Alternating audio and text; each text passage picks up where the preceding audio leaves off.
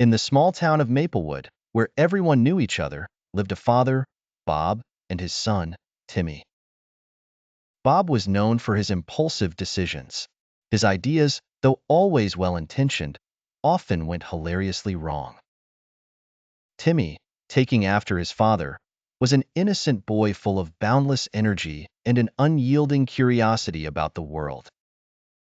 One sunny Saturday morning, Bob decided it was the perfect day to build a treehouse for Timmy.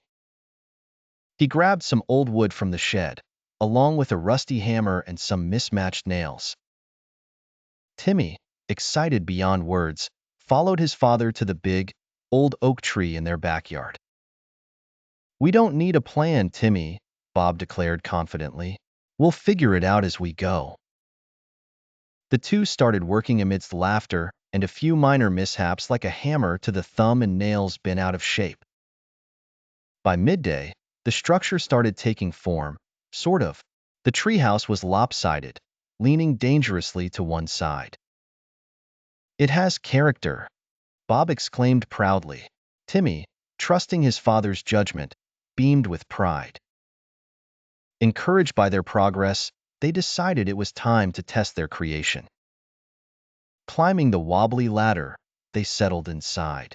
But barely a minute passed before they heard creaking sounds, followed by loud cracks.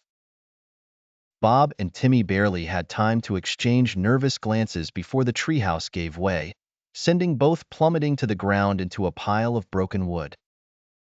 After ensuring they were both okay, with only minor bruises to show for their adventure, they burst into laughter. Their neighbors, who had been watching the whole ordeal with a mixture of amusement and concern, came over to help. One of them, Mr. Jenkins, an experienced carpenter, offered his assistance. "Maybe a plan wouldn't hurt next time," he chuckled.